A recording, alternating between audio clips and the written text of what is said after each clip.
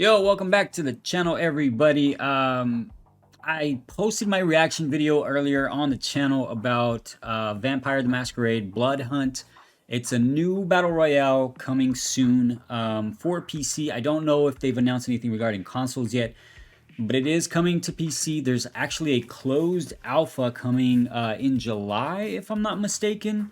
Um, and there's a lot of interesting things behind this game. So a lot of people that follow my channel know me for Spellbreak. It's a third-person battle. It was built off a third-person battle royale. There was a lot of cool movement early on in Spellbreak, and a lot of the reasons why people kind of left Spellbreak right now is because it feels a little bit slow. This game apparently is going to have a feel of a third-person battle royale, fast-paced, vertical, shooter with a lot of verticality. So, I want to show you guys a few things. We're actually on their main page right now, and if you kind of go through their main page, there isn't too much information there, but PC Games and actually Games Radar put out a couple of things that are really, really interesting. These guys actually got to play the game, so we can get a couple of things right off the bat. Number one is it looks like it's 42 players. It's 42 players. It says 39 here, but I don't know if they were counting the 3 other players on their team, or actually is it 45 players? So I think there's a little bit of confusion there. So Games Radar is saying 45. PC Games is saying 39. So I'm gonna go ahead and assume it's between that, maybe 42 players, like Spellbreak is as well. But basically, it's pretty interesting. So like in this one here, it says that you start out in a hub, right? In Elysium, Bloodhunt's hub world. Here you can learn about your clan from the designated primogen, which is the clan elder, and then you drop into the match. And you can drop in, if you're playing solo or with 3 players. It looks like there's a little bit of misinformation. Not too sure. We know that you can play up to 3 players, and it also states here that if you do play 3 players, each one of the people on your team has to play a separate class. And this article, the Games Radar one, is really, really cool because there actually says.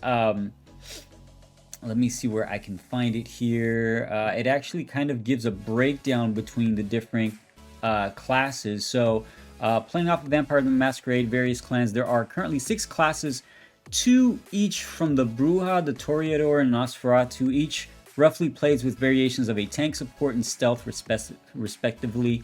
The Bruja have abilities such as a force field like shockwaves or enhanced healing, and a shared high power leap for movement. The Toreador class use a teleport style dash. That's actually really cool, and skills that include instant cooldown refreshes or team healing. And lastly, the Nosferatu classes uses vanishing move to propel them forward unseen, while things like a cloaking crouch, that's actually really cool, or the power to see a trail left by wounded enemies during the hunt. That's actually really cool too, guys. So it looks like each class might actually have some very, very useful abilities that will really depend on the player and how they use them. Personally, I kind of like the Nosferatu just for the abilities. The Toreador, I cannot pronounce that, guys. I cannot pronounce that. Those two sound really cool. The Bruja sounds cool too, but I'm mostly leaning towards Nosferatu. So again, we got an idea of how many players. We got an idea of how the match and the game starts. And then they're basically stating here also that you can usually drop down to the streets to heal by obviously, drinking blood from the NPCs. And then there's actually somewhere here that states there are specific. Here we go. However, the most useful draw to the streets are the special humans with resonant blood. Finding these can boost certain abilities like healing powers, cooldowns, and so on. And while you don't need them to win, they're obviously an advantage, especially as they stack, meaning spending some early match time gathering buffs can make all the difference later. So that's kind of a pro tip right there. It sounds like when the match starts, you should actually drop down and look for these types of NPCs and kind of get some resonant blood from them to boost your abilities and whatnot.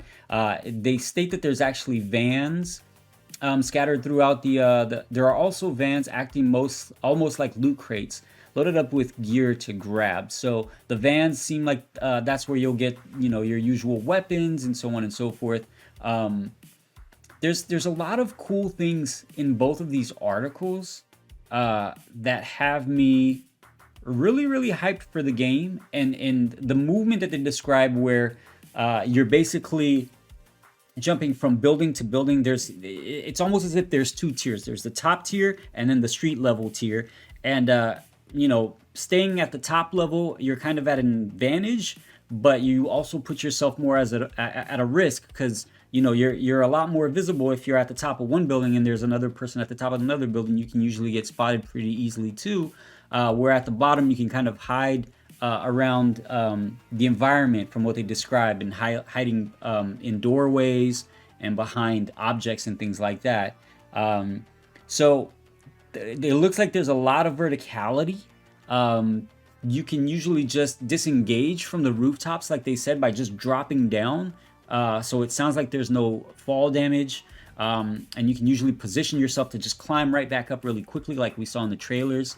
Guys, there's a lot of hype and a lot of cool abilities and cool systems that they seem to be putting in place for this game.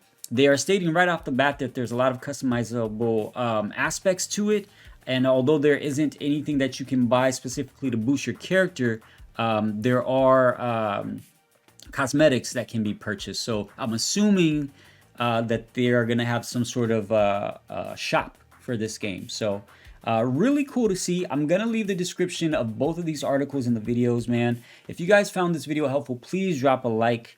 Definitely let me know in the comments if you guys are planning on playing this. I'm definitely planning on playing this. So yeah, hopefully we catch each other in Prague on these rooftops battling it out, man. You guys have a great one. Peace out, y'all.